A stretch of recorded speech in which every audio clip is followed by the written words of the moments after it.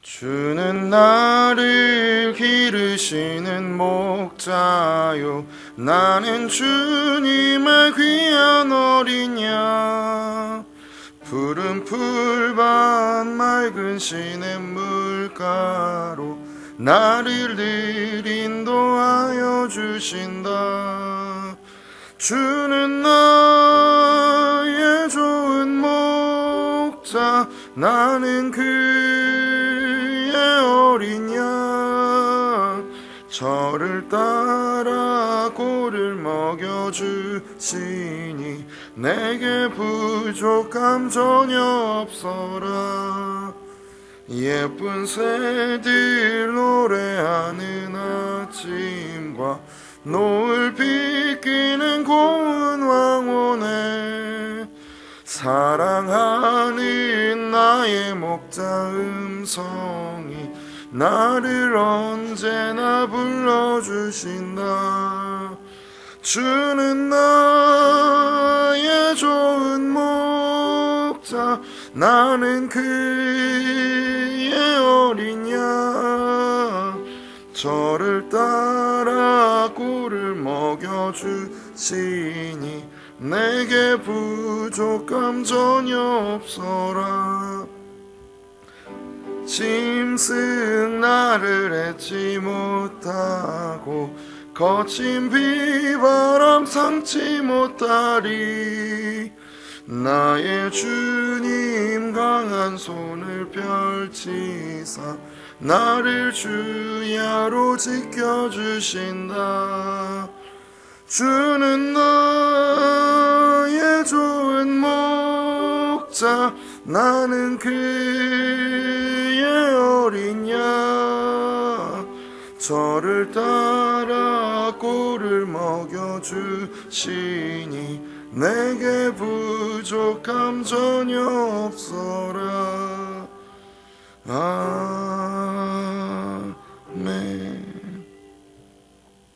아멘. 너무 높죠. 작곡가가 남자여서 그래요. 남자 키가. 그래서 요즘에 찬양 부르실 때 좀 이 찬양 부르기 편한데, 근데 그런 찬양은 작곡가가 여자일 경우가 많습니다. 참.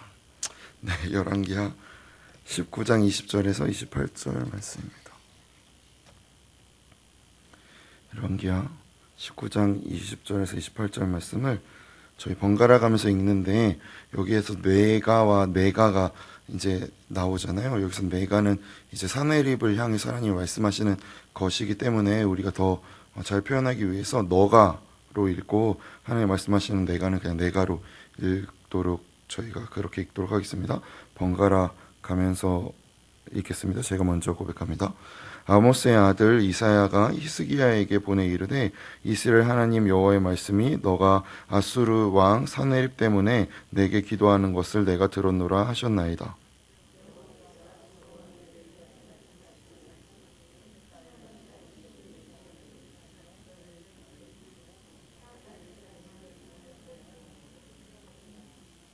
너가 누구를 꾸짖었으며 비방하였느냐? 누구를 향하여 소리를 높였으며 눈을 높이 떴느냐? 이스라엘의 거룩한 자에게 그리하였도다.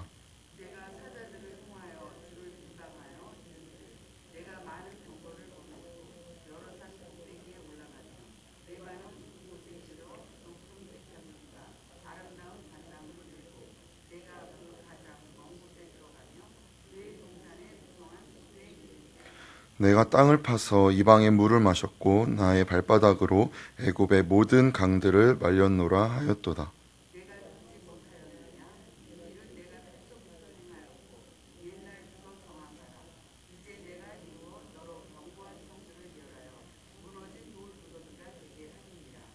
그러므로 거기에 거주하는 백성의 힘이 약하여 두려워하며 놀랐나니, 그들은 들의 채소와 푸른 풀과 지붕의 잡초와 자라기 전에 시든 곡초와 같이 되었느니라.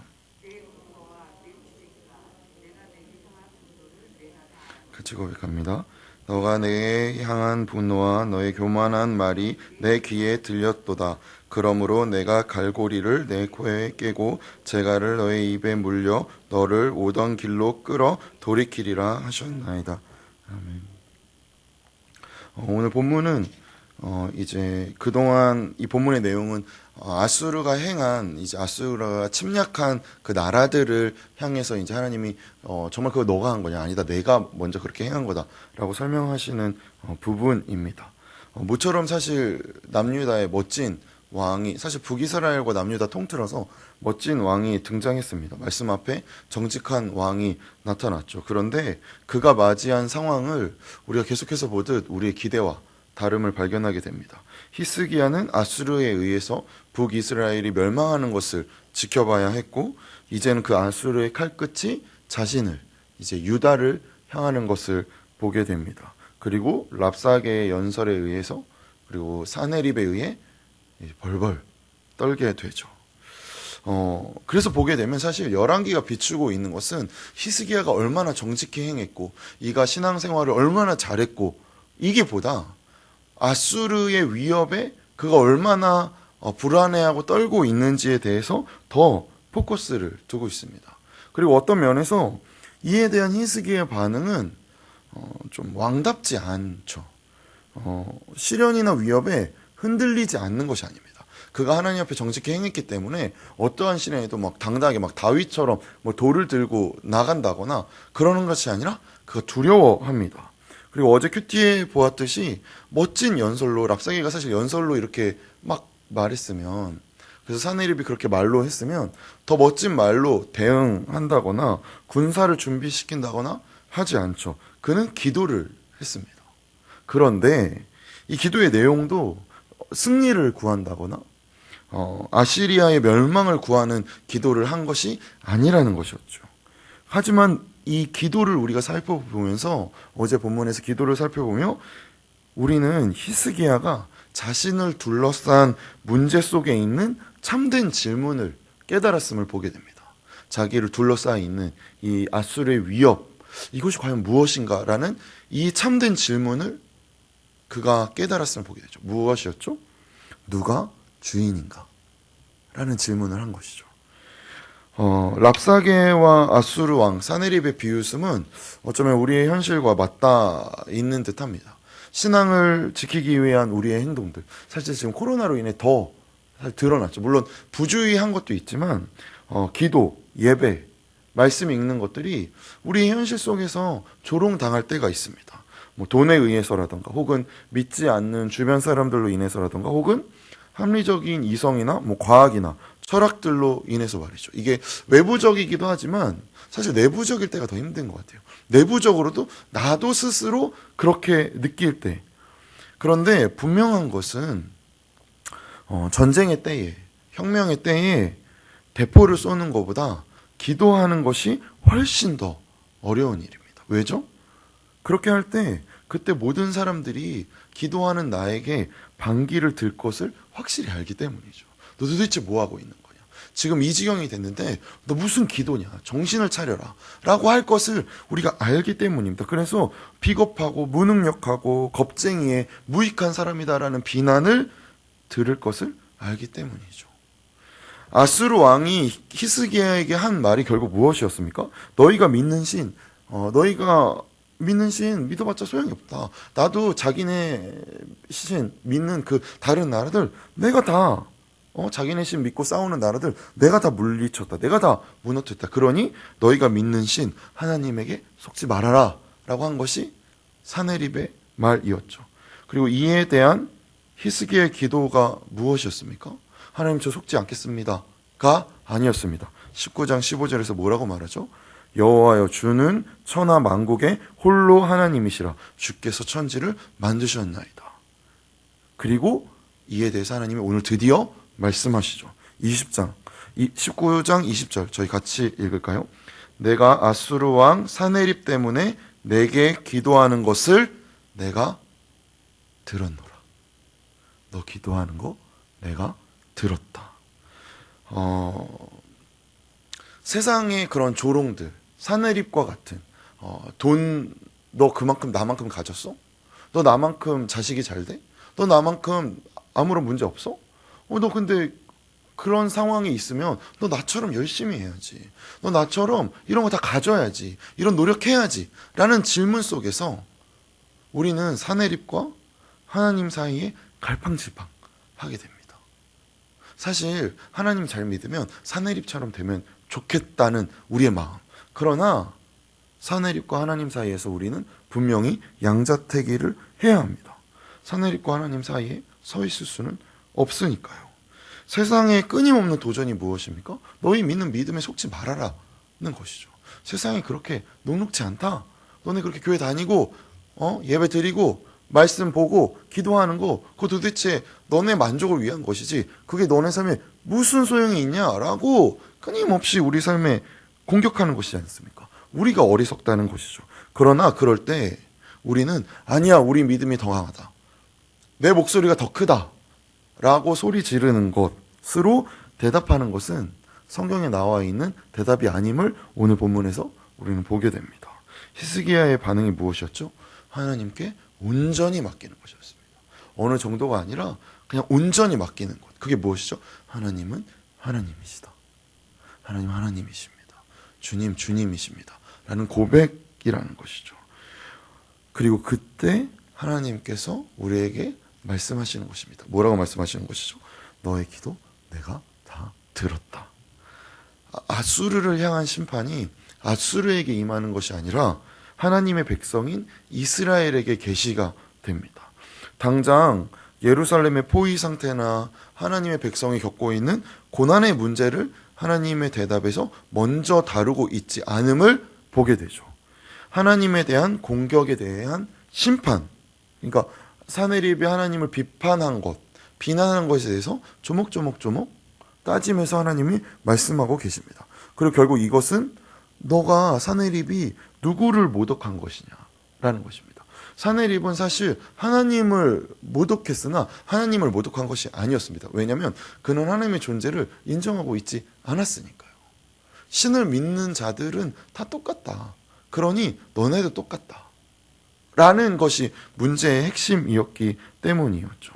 세상의 권력을 다 가진 듯 보이는 그 사내립에게 오늘 본문에서 하나님 무엇라고 말씀하시는 것이죠? 그에게 너가 가서 했고 너가 가서 정복했다라고 말을 하기 전에 내가 이미 그렇게 행했고 내가 그렇게 시킨 것이고 그 나라들, 너가 정복한 나라들 이미 시들어 있었다.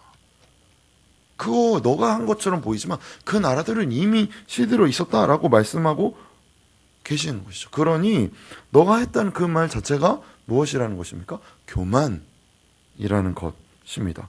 그래서 28절에 이제 코를 깨거나 그러니까 아수르가 침공해가지고 그 나라를 무너뜨리면 그 나라의 귀족들은 다 코를 깨서 데리고 갔대요. 그러니까 하나님은 그것을 반대로 그렇게 너가 그 국가들에게 행했듯 내가 너를 그렇게 벌할 것이다 라고 말씀하시는 것이죠. 그런데 저는 이 본문을 단순히 하나님을 아수르가 모독했기 때문에 그 모독에 대한 심판으로 바라보는 것은 조금 얕은 접근이라고 생각합니다.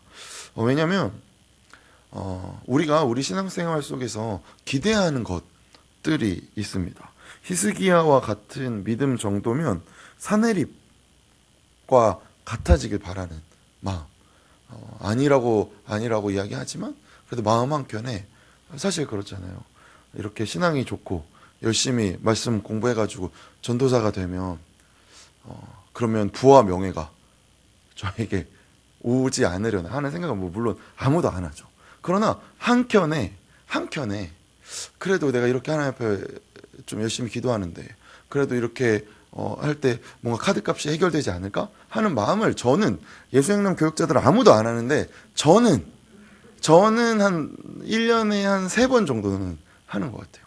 그래도 내가 이런 위협에서 하나님이 나를 건져주시겠지. 그것은 결국 무엇이죠? 아수르와 같은 힘 내가 얻게 되겠지 라는 마음인 것이죠. 그러나 히스기야를 통해 우리는 바라보게 됩니다. 그는 우리가 여지껏 경험한 11개에 나타난 왕들과 분명히 다름에도 그가 겪고 있는 현실은 어떤 면에서 유다가 맞이하는 현실은 다윗과 솔로몬 같은 부국 강병을 누리기는커녕 세상의 조롱을 한 몸에 받고 있다는 것이죠. 그것도 세상의 조롱을 누가 합니까? 세상의 것을 다 가진 사내립이 히스기야에게 하고 있다는 것이죠. 그런데 이 조롱 속에서 히스기야가 하는 기도는 하나님을 향한 고백입니다. 하나님은 하나님이시라는 것이죠. 그리고 하나님이 응답하시는 것입니다. 이 관계, 하나님은 하나님이십니다 라는 고백 후에 하나님이 하시는 이 말씀, 내가 너의 기도 다 들었다. 사실 우리 이 말 듣고 싶은 거잖아요. 우리가 하나님 앞에 막 기도하고 말씀을 보고, 그래서 하나님 앞에 우리의 신앙을 다져가고, 근데 결국 이 말씀 한마디 우리가 하나님 앞에 듣고 싶은 것 아니십니까? 아니잖아요. 이 말 듣고 싶은 거잖아요. 그리고 이제 그가 행하신다는 것이죠. 그러니 우리가 이 하나님의 대답과 히스기야의 고백과 히스기야를 둘러싼 상황 속에서 발견하게 되는 것이 있습니다. 하나님께서 우리에게 결국 요구하시는 것이 무엇이라는 것이죠? 하나님이 하나님이시라는 고백을 이끌어내는 상황으로 끊임없이 인도하신다는 것이죠. 그런데 그 인도하는 상황이 사실 우리를 내모는 것 같습니다. 그래서 우리에게 너무 큰 아픔과 어려움 같아 보이는 이 현실 속에서, 그래서 예수 믿는 것이 매번 조롱당하고 불편해야 하는 것인가 하는 생각을 하게 된다는 것이죠. 아수르를 향한 오늘 하나님의 응답의 핵심이 무엇입니까? 28절이죠. 아수르, 너가 너를 향한 분노와 너의 교만한 말, 그러니까 너가 행한 분노와 너의 교만한 말이 내 귀에 들렸다. 너가 가지고 있는 그 분노의 화살, 너가 가지고 있는 그 교만이 하나님의 응답의 핵심이라는 것이죠. 이것은 아수르만을 향한 것이 아닙니다. 모든 하나님의 백성들을 향한, 하나님의 자녀들을 향한 말이기도 하죠. 아수르가 근거하는 자기 기만, 나에게 힘이 있다, 이 세상 권세, 내가 가졌다는 것을 부수어뜨리는 것, 이것이 심판인 것입니다. 이 심판은 모든 자에게 동일한 것이죠. 그러니 하나님의 사랑으로 인한 심판은 결국 무엇을 향하게 하는 것이죠? 이 근거가 나에게 있는 것이 아니라 하나님에게 있다는 것이죠. 우리가 열왕기에서 발견하는 것이지 않습니까? 정치를 잘한 왕들이 분명히 있었습니다. 아합은 굉장히 정치를 잘한 왕이었습니다. 그러나 하나님이 왜 그를 심판하십니까? 그 근거가 너에게 있다는 것이죠. 근거가 나에게 있어야 된다는 것입니다. 하나님의 끊임없는 요구이죠. 그러니 우리가 우리 힘으로 할 수 없는 것을 할 수 있다고 믿거나 우리에게 없는 것을 있다고 믿는 것은 반드시 깨트려져야 합니다. 그것이 하나님의 심판인 것이죠. 그러니 불신자들에게 하나님의 심판은 허망한 것이고 분노고 절망이고 무서운 것이지만, 우리에게 향하는 하나님의 심판은 비로소 나의 근거가 나에게 있지 않구나를 깨닫고 하나님을 의지하고 하나님께 엎드리게 되는 기회인 것입니다. 심판이 동일하게 임한 것이죠. 히스기야와 사네립에게. 그런데 히스기야의 태도와 사네립의 태도가 다른 것입니다. 사네립은 자신에게 심판이 임한지도 몰랐고, 히스기야는 하나님 앞에 고백한 것이죠. 하나님, 하나님이십니다. 그 자리로 하나님이 우리를 인도하고 계시는 것입니다. 그러니 우리는 하나님의 하나님 되심으로 살아가는 자들이어야 하는 것이죠. 나의 존재와 근거가 나에게 없는 것을 알게 되면 우리는 사실 마치 허공에 발을 내딛는 것 같고 안전줄 없이 땅에 떨어지는 것 같이 느낍니다. 그래서 이 상황 속에서 우리는 비로소 마주하게 되죠. 그것이 무엇입니까? 자기 부인입니다. 죽음을 직면하게 되죠. 그래서 내가 죽는 과정을 경험하게 됩니다. 진리는 불편한 것입니다. 진리는 결코 편안하거나 만족스럽거나 내 마음과 같은 것은 결코 진리가 아닙니다. 왜죠? 진리는 우리가 죄인 된 것과 우리가 무기력하다는 것을 계속 들춰내기 때문입니다. 그러니 기독교 신앙에서 진리는 우리에게 불편한 것입니다. 그러니 기독교가 대중적일 수가 없죠. 모두에게 만족스러울 수가 없으니까요. 너 죄인이다, 너 무기력하다 라고 말하니까요. 그러니 아수르가 둘러싼 상황과 같은 현실을 우리는 마주하게 되는 것입니다. 이 진리를 가까이 하면 할수록. 그래서 랍사게와 사네립의 조롱을 듣게 되죠. 그래서 우리는 우리의 마음이 고통으로 이제 휘감기게 되고, 도대체 이 현실이 무엇인가 진리의 빛이 비추니까 도대체 이 현실이 무엇이지? 하고 하나님 앞에 엎드리게 됩니다. 그럴 때 하나님 우리에게 말씀하시는 것이죠. 너의 기도 내가 다 들었다. 그래서 이 진리가 우리를 자유케 하는 것입니다. 이 한마디가 우리에게 얼마나 큰 반석이 됩니까? 이게 왜 우리에게 반석이 되는 것이죠? 우리는 우리를 기반으로 내가 나이기 때문에 사는 자들이 아니라 하나님이 하나님이셔서 사는 자들이기 때문입니다. 이것이 그리스도인입니다. 이것이 신앙인입니다. 이것이 우리가 믿는 기독교 신앙의 진리인 것입니다. 나로 인함이 아니라 하나님이 하나님이셔서 내가 사는 것. 내가 무엇을 해서가 아니라 내가 무엇을 이루어서 내가 뭔가 가져서 내가 뭔가를 행해서 내가 나의 나된 것을 내가 채워서가 아니라 나는 나의 나된 것을 채울 수도 없고 나 늘 실패하고 나 늘 절망하고 나 늘 교만하고 나 늘 이기적인데 하나님이셔서 내가 하나님 믿고 나갑니다. 이게 기독교 신앙인 것이죠. 우리가 이거 믿는 것입니다. 그래서 하나님이 우리를 죄된 자리에서 의인된 자리로 이끌어내시는 것이죠. 우리에게 주어지는 모든 현실은 바로 이 자리로 나아가는 과정인 것입니다. 그럴 때 우리가 이 고백을 할 때 비로소 우리는 우리 삶의 진정한 평안과 진정한 행복과 진정한 만족을 경험하게 됩니다. 무엇도 흔들 수 없는 영혼의 굳건함. 여기에서는 우리의 불만이 서 있을 수 있는 자리가 없죠. 우리가 존경하는 사람들을 보면 그 사람들에게 아무런 불행이 닥치지 않아서가 아니잖아요. 종교를 막론하고 우리가 고매한 인품을 가졌다라고 말할 때조차 왜 그렇죠? 흔들리지 않기 때문이지 않습니까? 어떠한 상황에서 일희일비하지 않기 때문이잖아요. 그런데 하나님은 우리를 이 자리로 이끌어 가신다는 것이죠. 하나님으로 만족하면서 단순히 어떤 도덕적인 교양이나 고매함으로 흔들리지 않는 것 이상을 우리에게 요구하고 계시는 것입니다. 왜죠? 하나님의 자녀이기 때문입니다.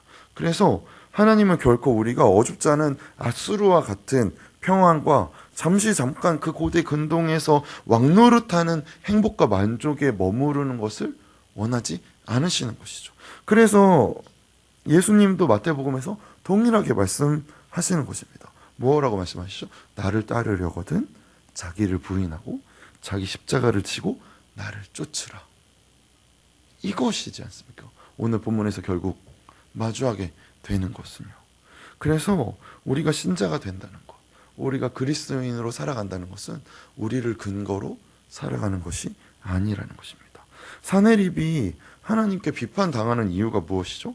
그가 행한 악행들, 막 약한 나라들을 짓밟고 사람들을 학살하고 한 것을 오늘 본문에서 하나님 비판하시지 않습니다. 그죠? 우리가 생각하기엔 그 못된 행동을 하나님이 조목조목 지적해 주셔야 될 것 같은데 하나님 그거를 지목하시지 않으셔요. 그의 행동의 중심을 말씀하시죠. 그 중심이 무엇입니까? 교만입니다. 교만은 뭐죠? 나의 나됨이죠. 내가 세상의 힘 내가 가졌다. 나 이렇게 열심히 했어. 사실 사내립 얼마나 열심히 통치했겠어요. 열심히 싸우러 다니고. 그죠? 얼마나 열심히 특성한 왕입니까? 아수르 국민들 얼마나 좋아요. 이 나라 저 나라들이 점점 다 우리나라가 다 이기고 그래서 우리 곡식이 풍요로워지고 우리가 내가 이게 무엇이죠? 사사로움이죠. 내가 잘 되고 내 가정이 잘 되고 내 교회가 잘 되고 내 나라가 잘 되고 내가 이거 하나님 뭐라고 말씀하시는 것입니까? 교만이다 말씀하시는 것이죠. 우리는 이 함정에 너무 쉽게 빠집니다. 우리는 아수르와 같은 존재들이죠, 사실. 그런데 아수르와 같은 존재인 우리를 하나님은 결코 포기하지 않으십니다. 위협적인 상황으로 내몰아 가시죠. 그래서 히스기야처럼 하나님 옆에 엎드리게 하십니다. 그리고 그 고백 듣기를 원하시는 것이죠. 하나님은 하나님이십니다. 그럴 때 비로소 하나님 우리에게 말씀하시는 것입니다. 그래 얘야, 너의 근거가 너에게 있지 않다. 너의 근거는 나다. 그 말이 오늘 본문에서 무엇입니까? 내가 너의 기도를 들었다. 이 말씀인 것이죠. 우리는 정직하게 늘 반응해야 됩니다. 우리를 둘러싼 상황 속에서 누가 주인인가? 우리의 삶의 시련에서, 우리 삶의 문제에서 당장 내가 어떻게 사실 그렇잖아요. 어떤 문제든 이제 살아온 인생의 경험들이 있으시니까 좀 보이지 않습니까? 이렇게 하면 이렇게 될 텐데. 자녀의 문제든 뭐 내 삶을 둘러싼 문제든. 그런데 그때 하나님은 우리에게 말씀하시는 것이죠. 누가 주인인가? 이 삶의 문제에서, 우리 삶을 둘러싼 환경 속에서 누가 주인인가라고 말씀하고 계시는 것입니다. 그럴 때 우리는 고백하는 것이죠. 아, 주님 맞습니다.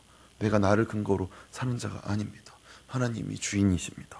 그래서 우리가 하나님 앞에 엎드려서 하나님이 나를 사랑하시고 의로우시고 진실한 것을 보이신다는 그 믿음 앞에 우리가 하나님 앞에 순종합니다 하고 엎드릴 때, 그래서 그 엎드리는 과정이 사실 쉽지 않잖아요. 그래서 좀 시간이 걸리고 실패하기도 하고 때때로 도망치기도 할 수도 있지만 포기하지 마십시오. 절대 포기하지 마십시오. 왜냐하면 하나님은 하나님이시니까요. 하나님이 주시는 것은 두려움이나 불안이나 절망이나 거절이 결코 아닙니다. 때때로 그것이 불안 같아 보이고 북이스라엘이 멸망하고 남유다마저 멸망한 것 같아 보여도 하나님은 자신의 약속을 이루시기를 멈추지 않으십니다. 우리가 모든 절망 가운데 있다고 할지라도, 우리의 모든 것이 무너지고 내가 너무 배 아플 정도로 내 주변이 다 잘 된다고 할지라도 그것이 결코 끝이 아닙니다. 신자에게 끝은 하나님 앞에 서는 것 외에는 끝이 없습니다. 지나가는 것들일 뿐이죠. 우리의 모든 삶의 자락은 하나님의 약속이 이루어지는 통로일 뿐입니다. 왜죠? 우리의 근거가 하나님이기 때문입니다. 분명 하나님 우리에게 말씀하실 것입니다. 내가 너의 기도 다 들었다. 오늘 이 하나님의 말씀이 우리 기도 가운데 응답되는 시간 되시기를 소망합니다. 기도하겠습니다.